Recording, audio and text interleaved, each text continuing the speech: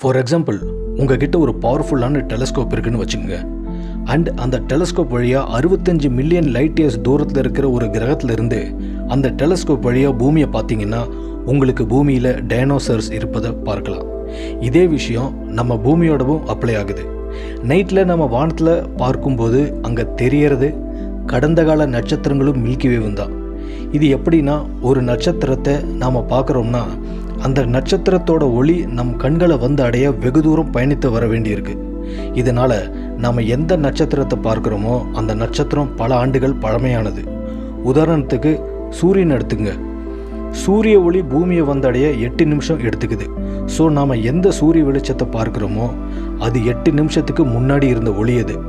அதுபோக ஹப்பிள் டெலஸ்கோப்பால் எடுக்கப்பட்ட விண்வெளி ஃபோட்டோக்களை எல்லாம் பார்த்து நீங்கள் பிரமிக்கிறீங்களே, அது எல்லாமே கிட்டத்தட்ட 13 பில்லியன் வருஷம் பழமையானதுங்கிறத தெரிஞ்சுக்குங்க.